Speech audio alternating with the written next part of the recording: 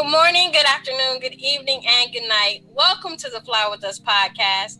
This podcast is bringing the art of self-love, self-care, mental health care and protection, life lessons, love lessons, and everything in between.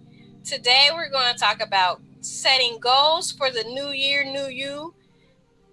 I have a special co-host with me today, MC Picket Fence. Thank you for coming back to the show. We appreciate it. Word up. Glad to be here. Thank you for having me. All right. So, in honor of you being our guest co-host, you have our mindfulness minute for this episode. What you got? Well, today's mindfulness minute is about goal setting, since we're talking about goal setting. Mindful goal setting allows you to be intentional about the things that you want to accomplish and why you even care to accomplish them. When you're pursuing goals with purpose in mind, it helps you find value in your day-to-day work, reduce stress, emotionally connect with the effort it takes to succeed in life. Use these 5 mindful goals setting tips to create clarity, prevent burnout, and help identify the motivation behind your life's work. So number 1 is write down your goals. It is really essential that you have your goals written down so that you can keep looking back on them, so you can say, oh, did I accomplish this today? How close am I getting to this goal? So it's in your face all the time. So you want to put it somewhere so that you can see it, so that you can stay on track. Number 2 is make sure your goals are specific. Like, say if your goal is to get a new job, that could be anything. That could be McDonald's. Say you want to get a job being a car salesman. Or if you want a car, say, I want this specific car. My goal is to get this specific car. Number 3, think about why you care about this goal. What drives you to want to achieve this goal? What's the driving force behind achieving this goal? I think you should write that one down too. So just in case you forget, you can reflect back on it. Number 4, plan accordingly. You want to put a full plan in motion to how you are going to achieve that goal. That's pretty much self-explanatory. And number 5, think personally and professionally. A goal doesn't have to be a professional goal, like getting a job. A goal could be something personal, like getting in better health, getting in better shape for yourself, or getting your finances in order. So those are the 5 tips to take into mindful goal setting. Number 1, write down your goals. 2, make sure your goals are specific. 2, think, why do you care about the goal? That was number 3. Number 4, plan accordingly. And number 5 is think personally and professionally. Okay, so I like that. I took some notes myself. That's why I was, looking down. So I'm definitely going to write down my goals and be specific. And it's funny that was our mindfulness minute, because in my day job, when I'm writing a goal for student educationally, this is almost a template I have to use. The goal has to be a SMART goal. So it's got to be specific. It's got to be measurable. It's got to be attainable. It's got to be time related, and it's got to be, tested. So a way that you can test the data to make sure that this goal you set, this goal that you write is actually, attainable and time sensitive, because in most cases, the kids have their individual education plans for a year, but they have a whole year in which to achieve this goal. So when I write these goals, I have to write them, to last the whole 9 months of a school year. And then if not, then if they don't achieve them, we bounce it over to next year and we just revamp it. But that was really interesting. And then the other part that hit me was to think personally and professionally. A lot of times when we make goals, we just think, I want a new car, or I want this man, or I want this, but we're not thinking about, job and career. So, did you write some goals for I this? did. I did write 3 goals. I have a lot more, but I wrote 3 specific goals uh, Okay. that we'll talk about, throughout the show, that that I would like to accomplish.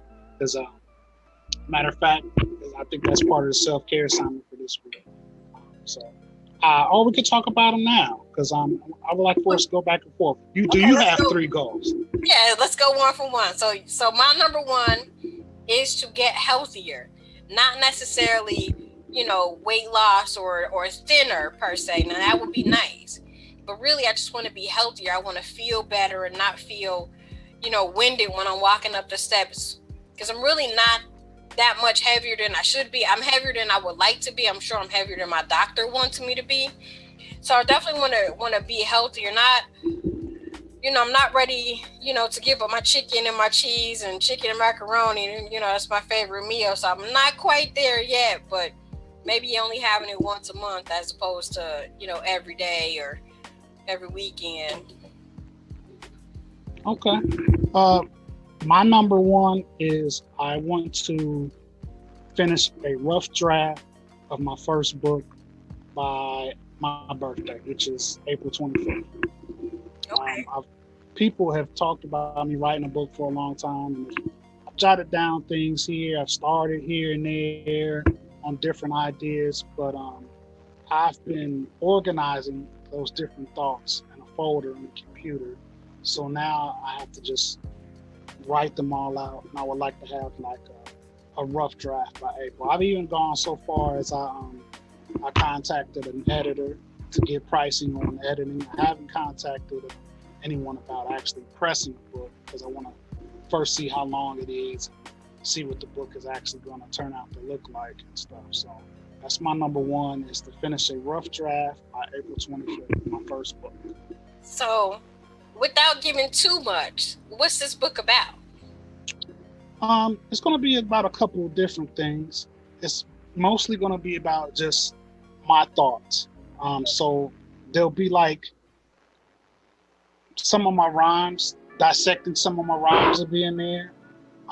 Just some of my thoughts that I ponder on. Because one thing that I realize is I've been reading a lot of stuff about meditation. And meditation has always been hard for me, at least in my adult life. It's been hard.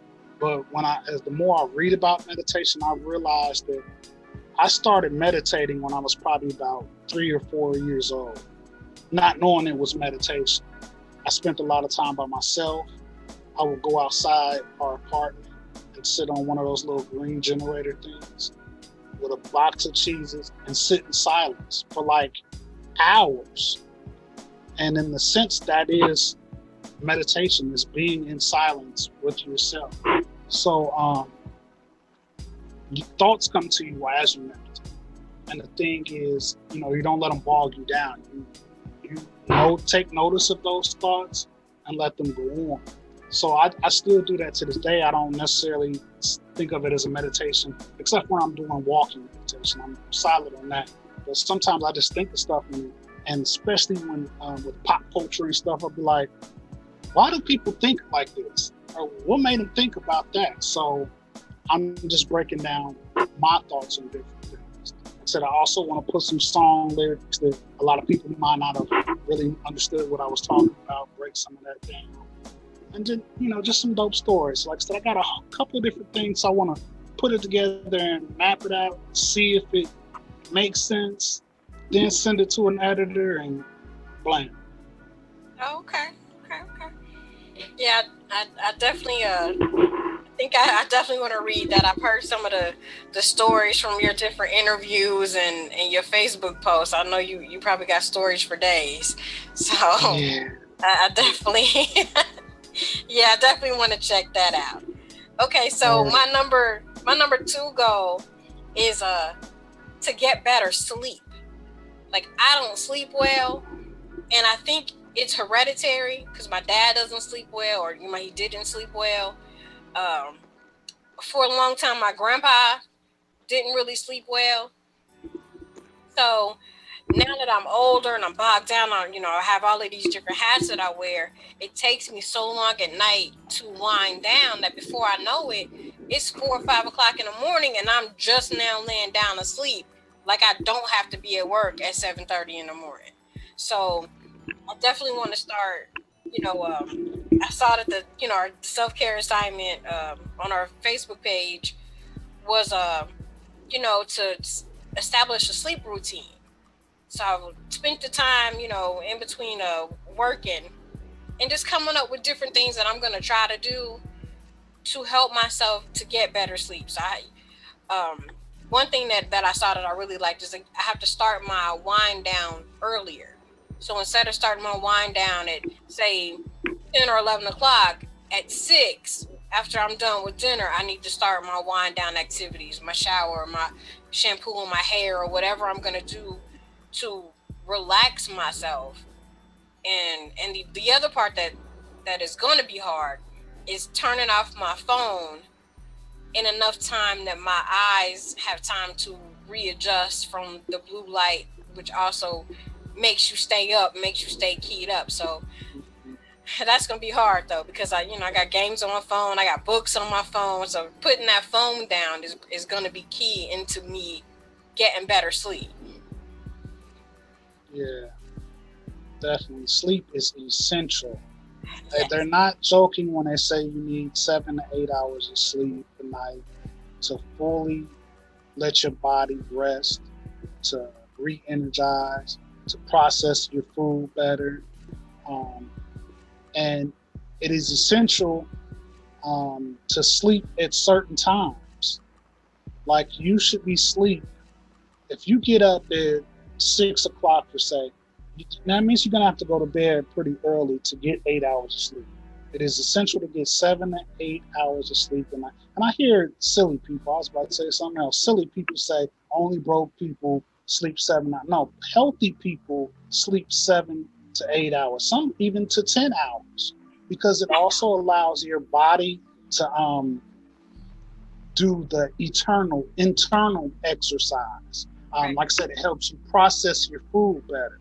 It allows your muscles to do what they need to do, grab the nutrients that they need to do when you're in a rest. It's basically allows your body to heal from the stuff that it's gone through for the day, from the stress from your job, from Hmm. if you are working out, it allows it to rest from that day's workout. Like I said, it allows you to process all the food that you have eaten throughout that day. Um, it allows your eyes to rest from looking at that screen all day if you work in front of a computer, or if you're just a person that's on your phone. So it is very, very essential. And it's much deeper. And I'm sure we're going to be talking about it a lot on the show throughout the year, because we're going to update people on our goals, but we'll dive deeper into it. I know time is limited, but how important sleep is for your body and your mind, emotionally and physically. Sleep is it's the medicine. So my number two, which is probably going to be the hardest of my three, is putting out multiple albums.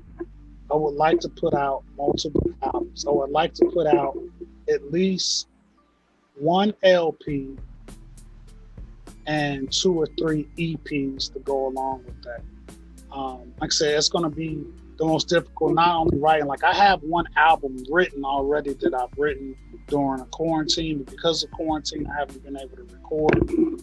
So that album, probably, I can see that album is definitely going to get done.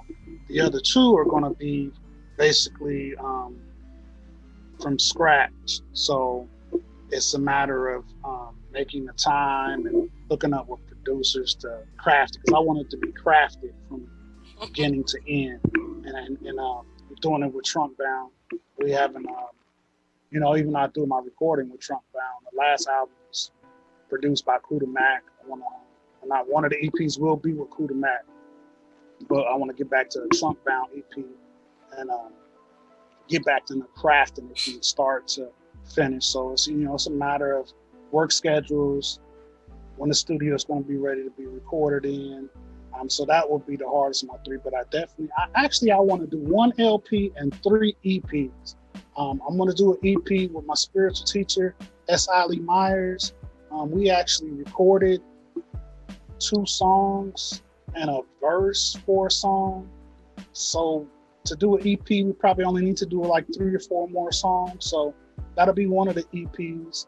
And like I said, I want to do an EP with Kuda Mac and a one with Trunk Bound. So 3 EPs and an LP is my goal for this year, to put out multiple albums. Wow. Well, I don't have any musical talent. Otherwise, I get in the back and do some woo-woo-woo-woos, on the background. Get my Gina on. Remember the Okay. episode of Martin? She was singing in the background. Yeah, I'm gonna have to get my singing in the background on. Word. I don't know. I mean, I'm just saying you need some flavor on your albums. You need to sprinkle me, man. Okay. Sprinkle on some. I'll be Salt Bay. Okay. All right. So my number 3 goal is kind of it's a multiple goal. It's a multi-tiered goal. If that makes sense. Mm-hmm. I want to be happier and more positive. 2020 was really rough for me. I lost my grandpa and my dad in the same year, and it was really it was rough, and it's still rough. And because of that, I made like a status like right before New Year's and was like, I'm sure something good happened to me in 2020. But after losing, my 2 favorite guys, or 2 of my favorite guys, nothing else seemed to matter. My good friend had a baby. I've gotten to, connect with her baby and hang out with her baby. So like that was something wonderful that happened to me in 2020. But when I started thinking about 2020, I couldn't think of anything good that happened. I'm like, quarantine happened. I couldn't go nowhere. Quarantine happened. I ended up being off from work and disconnected from my students. And then this happened and that happened. So really wanting to like change my focus. So even if something bad does happen or something that's undesirable, I won't even say bad, something that is undesirable happens, that I can still try to find the little silver lining within it. And I preach it, what we do on our show and what I do in the self-care assignments about telling other people to, it's not what happens to you, it's how you look at it and change your outlook. Well, one of the things that my daddy used to always say to me about, doing the show is I can't be out here, preaching this stuff and telling other people to do this stuff and I'm not practicing it. So I'm going to practice being happier and being more positive. And I'm pretty sure that the people around me, in my life will appreciate me being more positive and more happy, because they obviously are going to get the good effects of me being happier. So I'm not dwelling on everything is negative, it's all bad. I'm not schlep rock when I come around, because that is, is like being an energy vampire. And I don't want to be an energy vampire anymore. And I know because of my personality and just because of how I am, I know I have those tendencies. So I really want to work harder at not being an energy vampire to the people closest to me. Because I know I can do that. And I know it's irritating to the people that it happens to. So I got to fix that. I got to work on that. So that's probably going to be my toughest one, is to constantly be thinking happy thoughts or constantly thinking positivity and thinking the right way. And then maybe that will help me sleep better, because my brain is not always in worry mode or always in what's about to happen now. And, I can't take another setback. So my brain will shift, if I can rewire my brain to looking at things more positive and more happier, I'll be more relaxed. Mm-hmm. Yeah, I think so. So what are some things that you're going to implement to be more happy? What practices are you going to use? Well, I saw this really nice idea on Pinterest about a gratitude jar, or like a word association jar. So every day you write down one word that sums up how you felt about the day, and you put it in the jar. So that was one idea I saw. I have a gratitude journal already that I need to, get back to using. And shout out to A Slate, who's always, talking to me about journaling. Some of these negative feelings that I'm having about different things, I'm going to journal them as opposed to saying them out loud.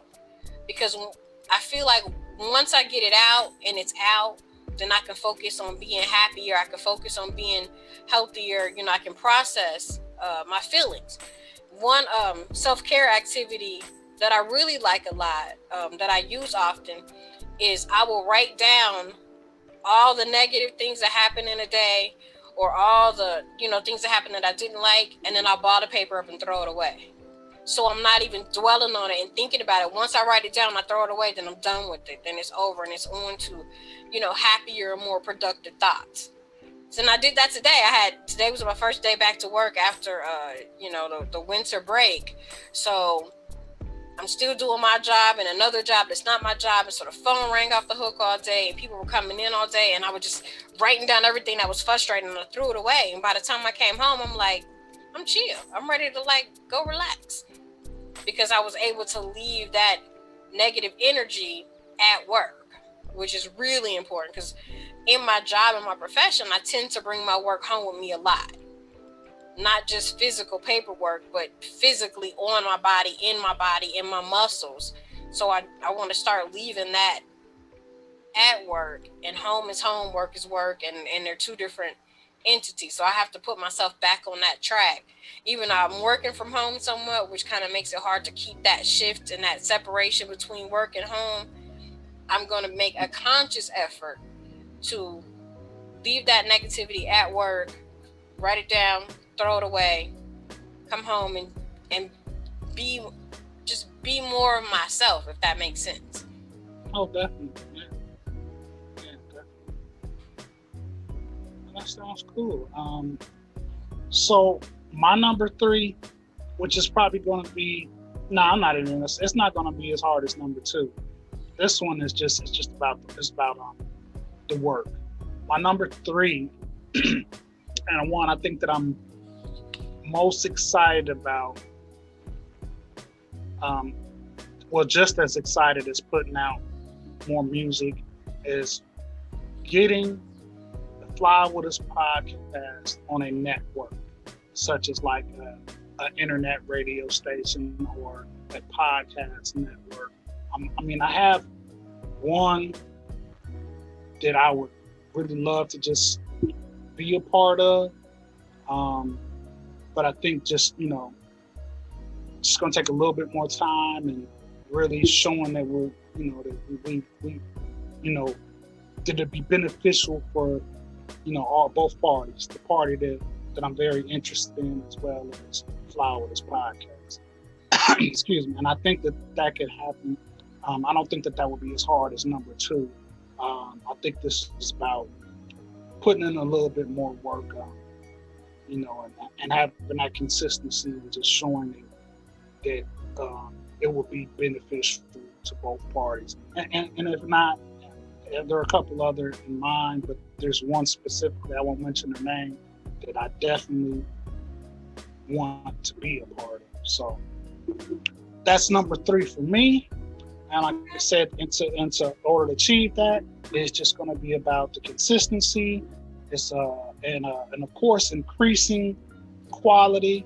I've been producing Fly With Us behind the scenes, way behind the scenes, for almost 2 years now, and I think it's time to make a big announcement. I'm going to be stepping up front more often, being a co-host more often, along with our other co-hosts that we already have, just to make sure that consistency stays, and just pushing the brand.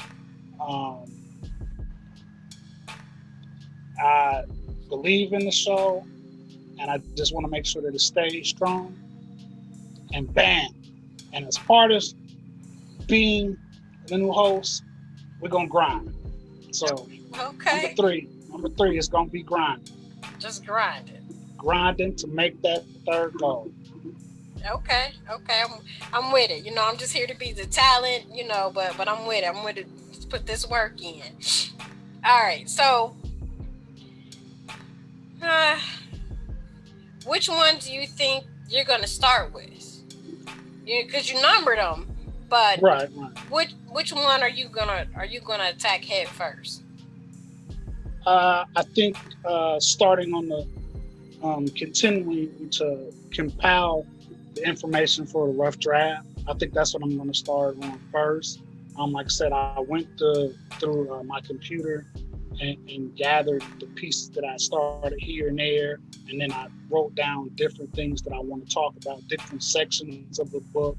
One thing I forgot to mention, I'm also going to include self-care in the book, because I've been writing a lot of self-care assignments for a while now. And I saw one of my friend, I won't put him on blast. He was like, he was somebody else, a mutual friend of all of ours, who said that she loved the Fly With Us page, and I followed him. And the friend said, well, I don't think he's writing these self-care assignments. Well, actually, yeah, guy. I write a lot of them. You write a lot of them. I do. So as I've been doing more of the writing of them, I've been compiling those. So there will be a section on self-care, probably a chapter, I would say. Okay. And the reason I want to do that is because, when him saying that, we've talked about this before behind the scenes, that men don't think that self-care should be something for them, which is false. It's very essential for everyone in the conditions of the world and state that we're in to practice self-care. So I want to open that up more to men. We've had some great men come on the show. Shout out to Kim Sharpton. Shout out to Uncle Conscious, Chango Rising, and Phase Eye Fitness. But we would like to have more men come on, be guests on the show, and have more men interact with the page. So I'm definitely going to put a chapter in on that. So I think that's the one I'm gonna tackle first, because that's gonna, like I said, I have a set date for that one, which is 4 months from that. Oh. So I think I better jump on that one right away. Okay. Well, I think for me, my number 2 goal is gonna be the first one I attack. I had a rough sleeping night last night, and just all day feeling sluggish. I'm like, I gotta get this sleep thing together, because I think when I get the sleep thing together, the other stuff will kind of fall into place. Obviously, I'll get to be healthier, because my body, like you said, is doing the work that it's supposed to be doing at night when I'm not asleep. So my body's not doing that work, and I can feel it. I can definitely feel it in these lbs. But I think that also too would lean into being happier and more positive, because now I'm not cranky and grumpy because I've been up all night long, and now I have to come to work and go deal with whatever I have to deal with at work, which seems to always be 10 times worse when I haven't had enough sleep. I'm much more irritable, and things that would most people would consider like nothing seem to irritate me to the ceiling because I haven't had enough sleep. So I got to get this sleep thing together. Yeah, definitely. Like I said, that is essential.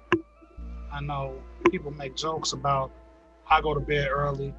I've never been a person that can stay up real late, but as I get older, I go to sleep even earlier. I mean, I'm almost 50 years old, and 9 o'clock seems like a great time to go to bed. But with that 9 o'clock? What? With that though, I wake up at like 5 or 6 o'clock in the morning. So if you're getting up that early, even with not needing to, I'm an early riser. I get up early. So you want to party with me? Party in the morning. Nah, see, I'm just the opposite. I'm greater later.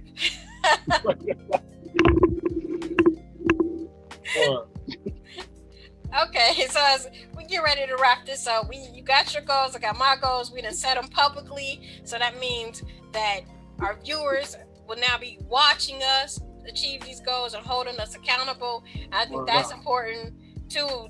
That was one of the things that we kind of it wasn't in the mindfulness minute, but it should have been. You need an accountability partner. Yeah, definitely. I think that should have been. Yes, I think that that should have been in there, but it's okay. you, our viewers, will hold us accountable, I'm sure, because you'll be checking in periodically, Yeah. you know. All right, so the self-care assignment for this episode is going to be to write down 3 goals you want to accomplish this year, or within the first trimester of the year. So the first 3 months of the year, then maybe next 3 months you want to come up with 3 more. As you achieve those goals and knock them down, come up with new ones. You don't have to stop just because you achieved the goal.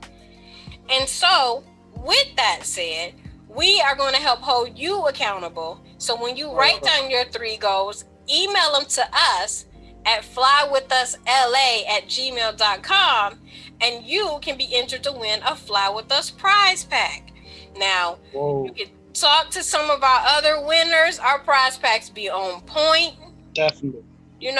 So yeah, email those 3 goals, flywithusla@gmail.com. You know how to reach us. Get those goals to us. It's for men, it's for women, age 8 to 80, blind, crippled, and crazy, whichever. Yeah. Yeah. Make those goals and get them to us, right? Yeah, definitely. And we have we're going to be doing a few different prizes throughout at least the first trimester of the year. So make sure that you follow us. This is just the first of many giveaways. The first of many giveaways for 2021. Last year was rough for everyone, and we just want to help, try to restore some joy in people's lives, give them some tools that may help them get through, because it's not over. It's not over. This pandemic that we bumped is not over. We're just now about to enter the second phase of it. So we want to give you some tools to keep you upbeat, keep you high emotionally and physically, mentally, spiritually. So ride with us, fly with us. Fly with us, I like it. All right, so in honor of you being our new co-host, you got to drop a beat for the brain science. Slate done set that bar pretty high. Oh man, too high. Let me see. Brain science. Brain science. That's the best. I feel like DJ Khaled now. We the best. All right, so getting into this brain science for this episode as we wrap this up. Setting goals rewires your brain's effectiveness. We all know that goal setting is powerful. It can motivate people to build for the future and accomplish tasks they may not have thought they could. What's puzzling is why some people seem to drift through life aimlessly, and while others set and achieve goals. Top-level achievers in all industries set goals that they often achieve. So how are they able to pull it off? Let me tell you how. Neuroscience reviews proves what we've always known. People that set goals are generally more together than everyone else. That's because goal setting rewires our brains to make the component parts work more effectively. So your amygdala, which is the brain's emotional center, evaluates the goal for how important it is to you, which, like you said, why are you setting this goal in our mindfulness minute? Our number 3 thing was, why this goal? Your frontal lobe, which is up here, is your brain's logical problem-solving portion. It defines the goal and it digests it. Both of your amygdala and your frontal lobe then work together to push you toward the completion of that goal. As your brain moves you into situations to help you achieve your goal, the organ changes in structure to help you optimize your behaviors and your tasks. Whoa. So, most part of this talks about people that they studied that had MS, and when they set goals to beat the MS or to be healthier in spite of the MS, they achieve those goals exponentially, which is important. So you know that most people who establish an ambitious goal usually achieve it. Goals stimulate your brain even more. They motivate you to accomplish the impossible, And the higher the goal, the more likely you are to achieve it, because nobody wants to feel like they are an underachiever. Nobody wants to feel, lower. We tend to have a high self-esteem. People with higher self-esteem set goals, and that's why their self-esteem rises as they set and achieve goals. So, your brain rewiring must occur when you set your own goal. This does not work when other people set the goal for you. No one else can set a goal for you that you want to do, better at tennis. Well, somebody can't set that goal for you. You have to achieve that goal for yourself. So, your brain changes the more you set these goals and the more that you achieve them. The more ambitious, the better the goal. And a lot of times, if it's the more ambitious it is, the faster you will achieve it, because you want that feeling, that dopamine that releases when you get your feel good hormones because you've achieved something and you said, I did this on my own. Nobody else told me to do it. Nobody showed me how to do it. Nobody helped me do it. I did this. So your brain rewards you in your feel good sensors. If you need assistance in setting career goals, I suggest that you get a life coach, because that's not something that is familiar to a lot of people. There are plenty of life coaches for various careers. So I definitely suggest that you look one up. And then they have different levels of the kind of coaching that you get. Do you want somebody that's going to be, on the phone with you every day or meeting with you every day? Or do you only want somebody that's only going to check in with you every once in a while? So you get to set the level of support that you get from a life coach. So I definitely would recommend looking into a life coach and a spiritual coach. The two go hand in hand. If you have a spiritual goal to enhance your spiritual gifts, you can only do that with a spiritual coach. You couldn't do that with a regular life coach. If it's a career, I suggest you get a mentor or a coach that is in that field, because they can take you higher and help you set goals that you need to be working toward so you can get where you want to be in whatever this career is. I know. I be sounding smart sometimes. All the time, all the time. All right, so you have any final thoughts as we wrap this up?